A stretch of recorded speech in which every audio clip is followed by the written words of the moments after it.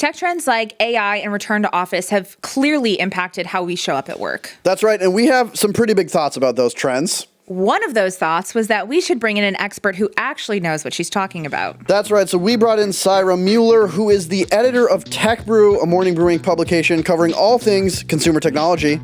And she's going to bring some facts to our feelings. Let's get into it.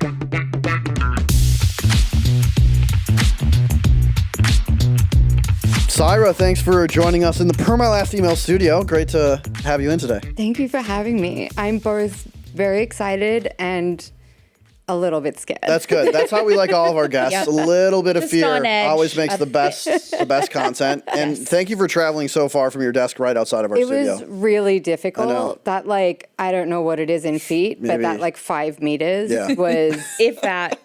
Meters. the hardest Wow. 5 meters of my life. Now I have to do some translation here, some calculations. So we brought you in because you know everything there is to know about consumer technology. Obviously, Every single thing you edit our could ever know. Tech Brew newsletter. And so we wanted to put in front of you 3 major themes that we are seeing. Artificial intelligence, maybe you've heard of it. what is that? We're kind of all over this beat. I think it's about to blow up. So we want to talk about AI. Then we want to talk about RTO, hybrid work, kind of the tension we're seeing there. And then finally, we want to talk about the tech backlash and people's kind of sickness of just being on screens all the time. Feels like tech is creeping into every area of our life. What trends we're seeing there. So let's first start with artificial intelligence. How have you seen this develop this year? What are kind of the emerging trends underneath this theme that you're seeing? Tell us more. It's funny. I feel like if you go back to 2023 when ChatGPT went public, for lack of a better word, Simpler I times. would have never imagined that this is where we ended up. Really? Now. I mean, everything happened just so quickly. And even now it feels like everything is moving so quickly. Week to week, there's some big change and you're like, well, that's going to change a bunch of stuff. You think back to 2 weeks ago even, and everyone was talking about token maxing still and the fact that, you need to be using AI for everything in the workplace, and all the CEOs being like, you all better be using AI and your performance will be graded on how much you're using AI. And we're going to make leaderboards of where you sit internally on your AI use. Within that 2 weeks, everyone's like, oh, wait, this is hella expensive. Maybe we shouldn't be telling everyone to use it for literally every single little thing. I think it was Accenture, actually, that came out either yesterday or the day before saying that actually, hey guys, let's pull back on this a little bit. Most people are using this to convert PDFs into presentation slides. Yeah. Guys, how lazy are we getting that you're burning through these tokens to convert PDFs, essentially? I do agree. This is kind of the major trend, which is AI is going from experiment freely to okay, now we have to get sophisticated about our AI strategy. And you can use it effectively, but also, an IT guy somewhere is like, Kyle is just writing, yo, what's up, dude, to Claude on whoa, that cost us $10,000. There has to be some sort of evaluation. And I imagine the tricky part will be training people to use this properly within scope and budget, whereas most professionals are used to seat-based pricing. If you have Salesforce, you can just be in Salesforce all you want. It doesn't cost you more. Claude, it does. And I don't think me as an employee, I'll speak for myself, have fully internalized that big change that you've called out. One of the things on that note that I think is so interesting is trying to understand how to place limits on employees. I think it was a few weeks ago that there was that news article that someone had come out and said that a company had blown through $500 million worth of credits in a single month. The month of April or something. And it's if you are not putting the controls on your software use or on your employees so that they understand how to use it, you can blow through credits. It's like crazy. Wild. Yeah. And even a few months ago, Uber's CEO said that they went through their entire year's budget for AI within like the first 2-3 months of the year. It's like, you also allowed this to happen. Like Right. there have to be guardrails, not just for the AI models themselves, but the way people use those models in the workplace. And unless you're the one setting them, they're going to use it for everything because that's so far what you've been telling them to do. That's right. Do we feel tactically that this is going to change, or is there an advantage now as a professional to really understanding when to use AI and how to use it effectively? Like, is that going to be the differentiator as we transition from like experiment freely to like you have to be sophisticated? Like, is there things people should really be thinking about and how to better use their, AI usage budget, so to speak? Yeah, I mean, here's the thing. I think we needed to go through this period of experiment freely because this is how we learn what it is actually good at, what it isn't good at. I mean, that changes also with every new model that comes out. I remember when Fable 5 dropped, and I feel bad for all of our people on the tech side here because I was like, let's all blow through it and see how fast we can hit our usage limits. But it was tangibly a lot better at a lot of the things that I was asking it to do, right? So there is always going to be an element of experimenting just to figure out, like, how is this different? Can it do something different to, like, different models? We literally had an email, like, an hour ago from a reader being like, how different is GPT 4.3 versus 5.4 versus 5.5, because he's like, it feels like they don't answer things in the same way and not always necessarily better with the later models either. So I think a lot of people are just trying to figure out, like, what can this actually let me do? Yeah. And we are starting to learn some things that it does well or things that it doesn't do well. And so much of it comes down to, like, the way that you prompt. And I think everyone knows this on some level, but knowing what a good prompt looks like and the fact that you shouldn't just take, like, the very first thing it tells you and, like, ask it questions and push back on things, like, that should be part of the process. So I think what we're going to get to is eventually, I don't know, I still don't think this is, like, too soon because there'd have to be budget behind it at a lot of these companies, but, like, some sort of training for employees of, like, here is what we've found actually works within our company and what other people are doing that they've found useful. And here's how they're wording things. And this is how they're, like, implementing it in the day-to-day and how they're pushing back. And I know very few companies who are actually doing that, even right now. Yeah. But it's also so hard because it's like as you mentioned, every few weeks there's a new model, there's a new company, there's a new, use case. And it feels like really hard to set a foundation on, like, shifting grounds. Yeah. So it's like how to learn about what the updates are feels like something that could allow you to step ahead a little bit at work. If you're like, okay, I know how to get up to speed very, very quickly. Yep. Yeah. It reminds me of when Uber went away from, like, when Uber first came out, it was so subsidized by VC that you could get an Uber anywhere. $3. I remember being in college, just like anywhere, $3. You're like, so Uber cheap. is the best. It's so cheap. cheap. Why would I ever even drive myself or think of anything else? And then that went away and you're like, Uber's $142. Like, oh, okay, I'll walk. I think we're going to get to the part where you understand when you need to Uber or when you need to use AI and when you should just walk or take public transportation or buy a car yourself. And that, it will be a little rocky, but I do think we'll eventually get there. That was a really good Kaila, That was a very good analogy. That was a great way to put that it. Thank you. It's very true, though. Like, to your point, like, you might try something and try all these different ways to word it to get it to where you want, and it just won't get there. So you're like, okay, this is one of the things that I'm just going to have to do myself. Or it gets there eventually, but you're like, oh, that cost me $500 because, like, I had to re-prompt it and chat about it and, like, use a super sophisticated model where like it just will, someone's going to have to sit you down and be like, hey, that wasn't actually worth it. Right. I think the issue is, at least when I go to pick my model, everyone thinks their work is so important. So, like, I have even the most basic ask. I'm like, no, that's an Opus question. Yeah.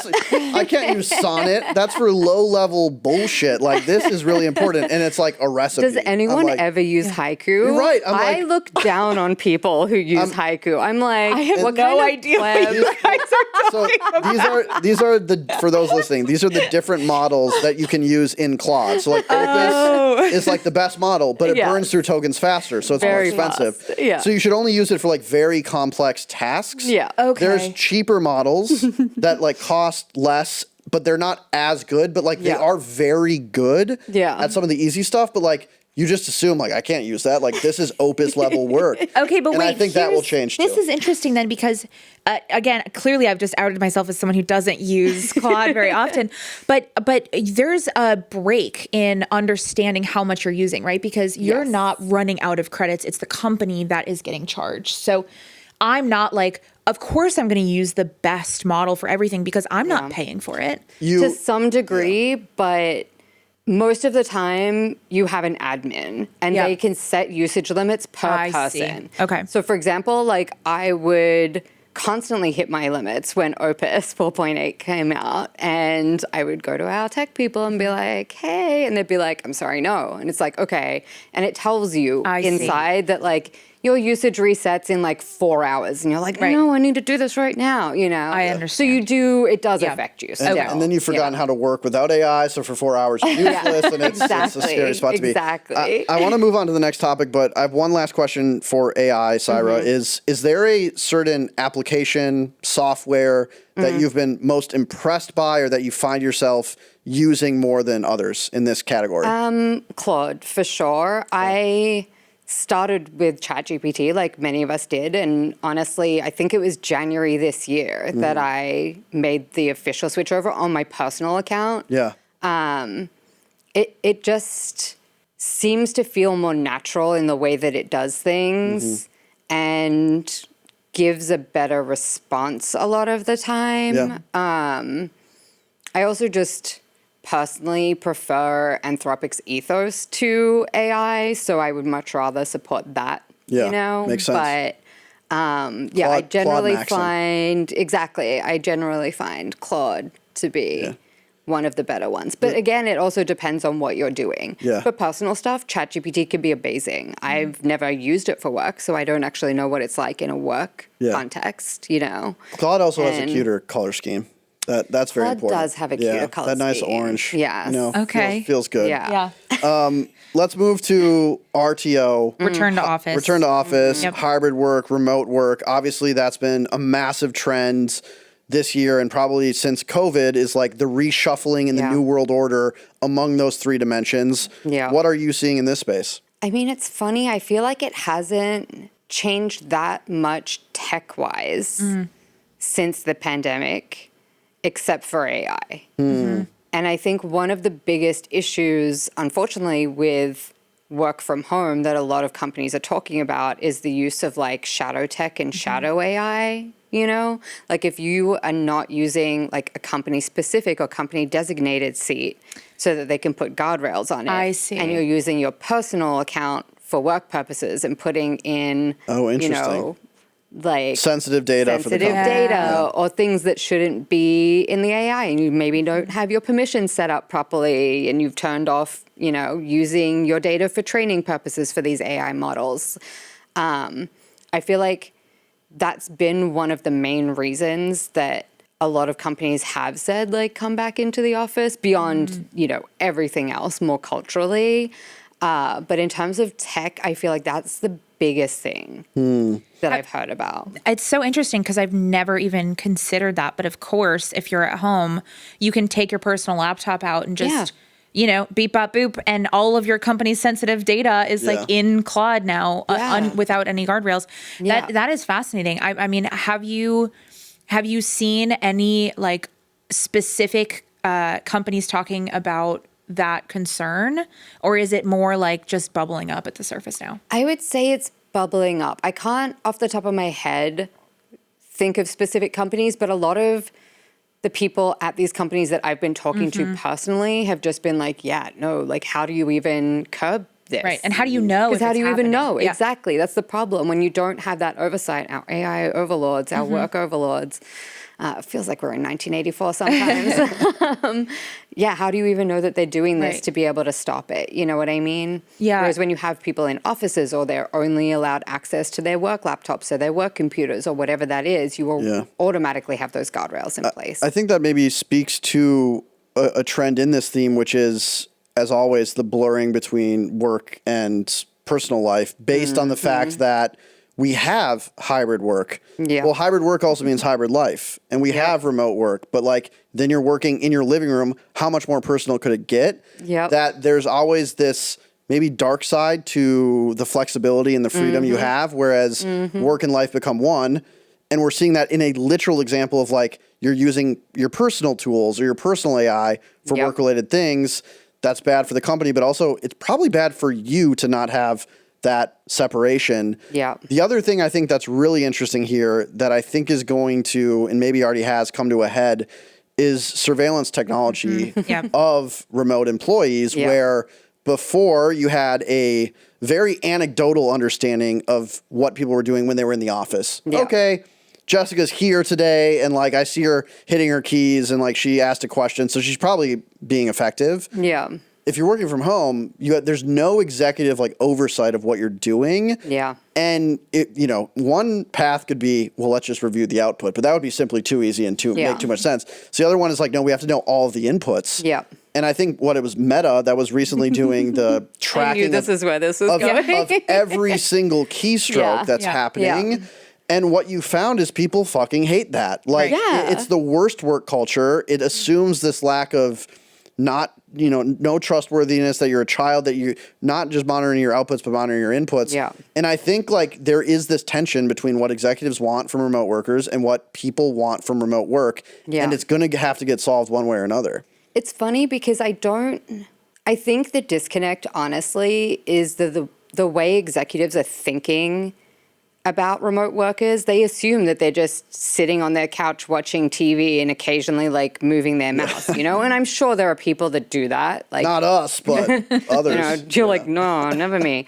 But the reality is like a lot of people actually do enjoy their work. And to your point, that barrier is removed a lot of the time when you're remote work or when you are hybrid and you're working from home. The amount of times I've like sat on the couch at like 5 p.m. and been like, I should log off. And then I'm like, oh, but there was this other thing that I've been putting off. And there was this other thing that I've been putting off. And then all of a sudden it's midnight. Yeah. And I tell my boss that the next day and she's like, log off. Like, stop it. And I'm like, it's hard, And now I've completely forgotten exactly what we're talking about because I was getting worked up in my mind. About PTSD of your... the keystrokes and everything. Yes. Yeah. It's I don't know. I mean... Generally, culturally, I would say that there's this really big pushback against surveillance beyond just work. But the fact that it's really starting to invade work in more overt ways. Your workplace has always been able to track a whole bunch of the things that you do. You just haven't known about it. You know what I mean? Like... Anything you type in Slack, the admins have access to see that. Like you've got to. And if you delete it, it goes away. Time to delete a bunch of stuff real quick. Same thing with your work email, like that. Those capabilities have always been there, but we're getting to like a level of surveillance now that just feels like you're monkeys typing away at the typewriter and you need to be chained to that typewriter at all times. Otherwise, what else are you doing? You know what I mean? And that feels tangibly bad, I think, to most people. Yeah. You know? And we'll be right back after this. Okay, back to the show. I also think something interesting about the Meta example that you just brought up is that at least a portion of it was to identify ways to outsource certain tasks to AI. Yeah. So now there's multiple levels to the surveillance, which is not just, I want to make sure your output is high enough, but it's, I want to also be able to replicate your inputs so that I don't need you to do as much in the future. And of course, the corporate angle is we want you to be able to work more efficiently. We want you to be more focused on better stuff. Yeah. But the feeling when you say that I'm watching what you're doing so I can replicate it with a computer or with technology is that I don't want to need you anymore. Yeah. And so I feel like that is between the actual act of employing monitoring software and then the desired outcomes, maybe creating a little bit of tension further between people and their companies, especially when they're working from home. Oh, absolutely. I mean, what was it? I think a week ago, earlier this week, Ford, one of their executives, I can't remember which one, came out and basically gave an example of that kind of tension where they automated a whole bunch of their systems, they integrated AI, I don't know whether they laid them off exactly or they decided to leave, but all of these like very experienced veteran engineers decided to leave the company, and all of a sudden the AI was introducing all these problems into their processes, and they were having issues with a lot of their cars, and the safety rating was going down. They hired back 350 of those veteran engineers to fix all the systems and start retraining the AI again, because so much was just falling through the cracks. So I think eventually we'll get to a point where AI does know how to do a bunch of this stuff. It knows how to do a bunch of this stuff well. But I think we're not at a place where you can just lay off all your workers and replace them with AI and everything's going to go completely fine. Right. You know what I mean? Especially because that might now be more expensive than just hiring somebody to do it. Which is wild. And I think one tactic on the return to office stuff that I think, especially because there's this like confluence of factors that is really impacting, how you get ahead, right? That might feel like you don't even know what to do next, is to really think about what your company is optimizing for. Yeah. And if you're a remote employee and your company is optimizing for FaceTime, how do you show up in the virtual offices, the Slacks, the Teams, email, Zooms, to constantly be top of mind, to show that you're putting in the FaceTime? Not saying that that's a good thing to be optimizing for, but if your company is, like, you how can you make sure you're meeting those expectations? Proving your value, almost. Strategic visibility is very important. Let's move to our final theme. Yeah. Maybe our favorite. Technology backlash. How do we get rid of all the technology in our lives? How do we get rid of all the technology in our lives, minus the microphone and all of the systems that allow this podcast to go out to you fine people?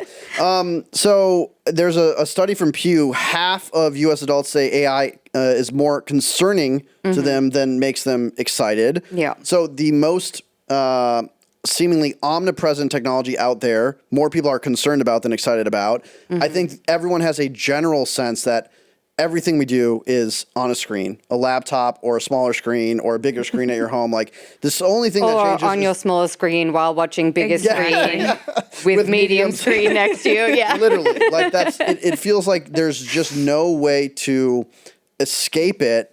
And it's not the best feeling. Yeah. What are you seeing? I mean, you cover tech all the time. Are you also seeing this technology backlash, and how is it manifesting? Yeah. Absolutely. I think, honestly, a lot of this started with the pandemic. I think people realized, because all of a sudden they were cooped up in their houses all the time and there wasn't that much else to do, that they like overloaded almost, or they went too far. And then they were like, okay, how do I be a little bit more mindful about the way that I use technology?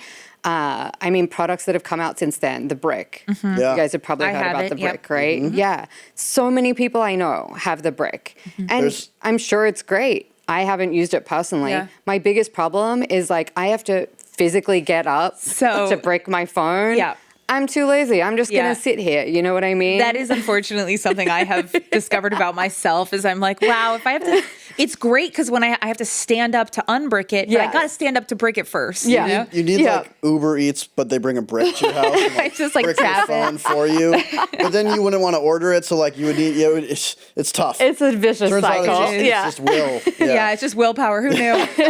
Well, I also have a K-Safe container. Okay. Which I don't know if you've heard of this. No, I haven't. It's a container. It could fit probably an iPad. Oh, is this the one that you put your devices in physically? Yeah. Okay, I have. You put the top on. You scroll for amount of time. You hit click, and it will stay locked for that long. The only way you can get your thing out is to physically break the device. And at that point, you got to look yourself long and hard at the mirror if you're doing that. So I agree. There's must scroll Instagram right now. Like there's all of these new products that are coming out to help you just get away from your devices, which is a little scary. Yeah, but I think, what's interesting about this is a lot of this is personal. Yeah. It's like we know that we maybe are perceiving that we cannot remove ourselves from tech at work. It is no longer an option. So the only way that we can scale back or remove tech from our life is our personal, which is why we find the brick that, removes Instagram, or we have the K-Safe, or we have, these like IRL, get back, touch grass, whatever trends. But it's not really an option when you're looking at work. You can't just be like, well, I'm gonna read a book for a minute, to do work. I guess technically you could in some cases. But that's why you work from home. It's very read books.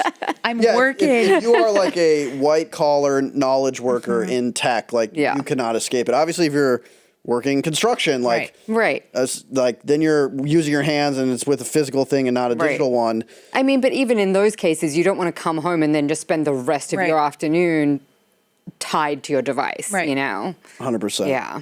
Are there tactics? Let's use the last thing we were talking about. It's really hard to remove yourself from technology if you need to use that technology for your job. Yeah. Are there tactics where you can use technology at work, but still have boundaries, or still feel like at the end of the day, you don't need to run away from your computer and have a healthier relationship? Are you seeing anything in that space?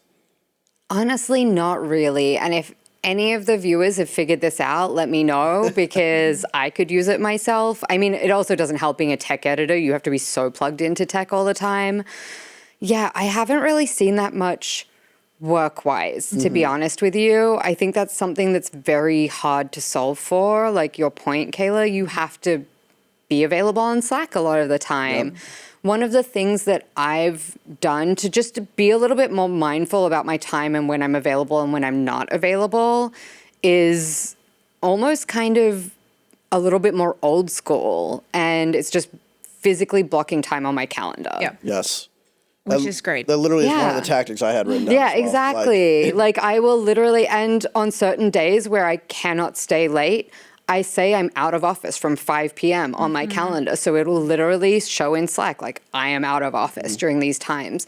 So I think things like that can be really helpful, even just to give yourself that little bit of breathing room or space. I know friends who will only check their emails during certain hours of the day. Yep. They're like, I will check my email for this 30 minutes from 9 a.m. till 9:30 p.m. I'll check it again right after lunch from 12:30 to 1, and then I'll check it again right before the end of the day, 4:30 to 5. And those are the only times at which I'm checking an email. If it's something urgent, someone will contact me on Slack, or someone will email someone else and they can contact me. Yeah. You know what I mean? Yeah.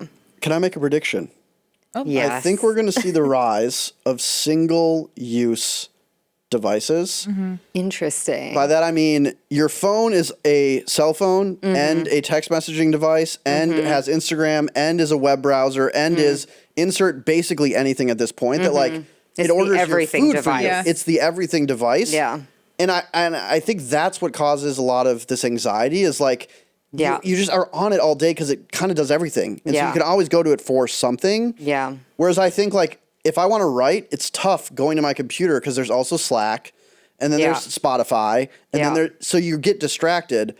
I think there's just going to be literally going back to a typewriter, but I think it will still be modern. I think there is one now. I mean, yeah, but there will be There is the typewriter keyboard that doesn't have a and screen. then it's okay, now I can just focus on this. I do think that we've lost the single utility devices for the everything devices. Yeah. There's been some pros, but also some cons. Yeah. Oh, I absolutely agree with you. But I challenge you. You're predicting this. Yeah. What do you think a device like that would look like? What would that single-use device be? I've seen some. I think the modern typewriters.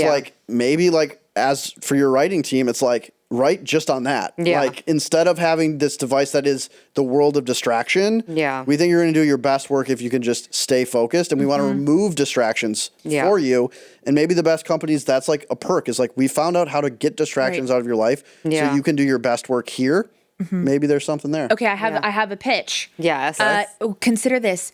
It's almost maybe wood that's been kind of broken down and it's spread out very thin, and then there's some sort of writing device on it. Maybe it's called a paper and pencil. I don't know if we thought about that as an option. Did you just think of that? I just thought of it. Holy shit! I love that you say that, and I'm literally here with my digital note-taking device.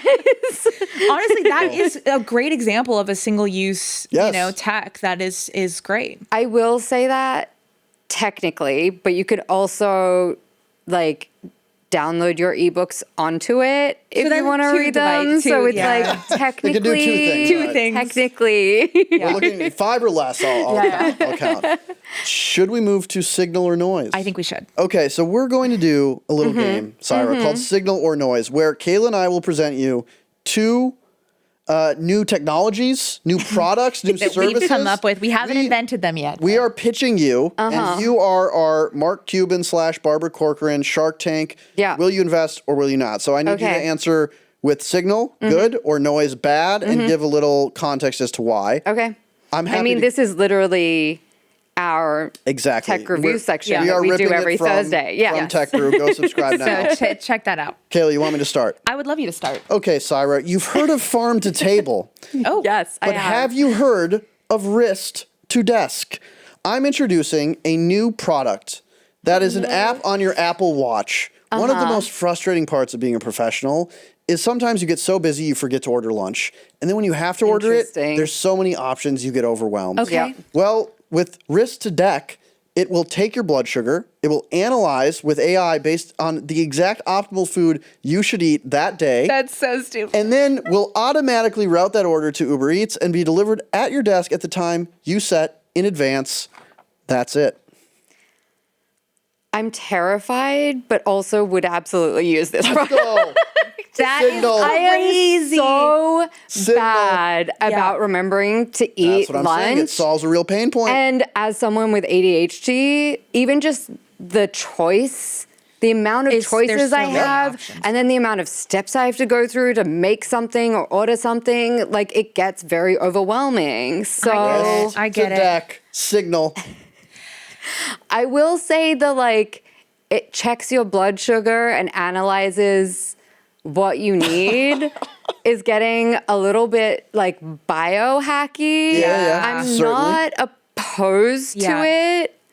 And also what happens when it analyzes your blood and it's like you need like 35 grams of fiber and protein and you get like the most disgusting like slop bowl Then ever. order your own food. The wrist to deck just ain't for you, Kayla. All right. I will say signal with caveats. I'm counting it. I'm counting it. Okay. Well, I don't have a pitch prepared that is that exciting, but I will go next. Okay. So what's the worst part of any morning? Choosing what to wear.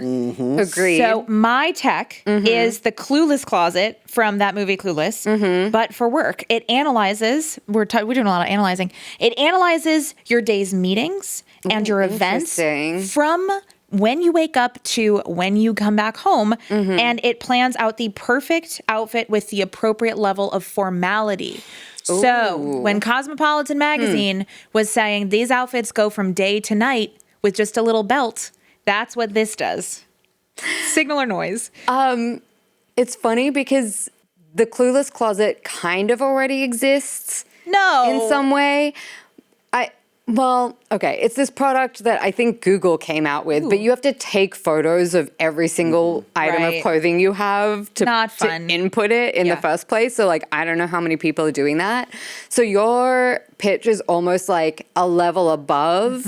In which it has access to your calendar. Don't love that. Don't love giving this random other technology access to my work calendar.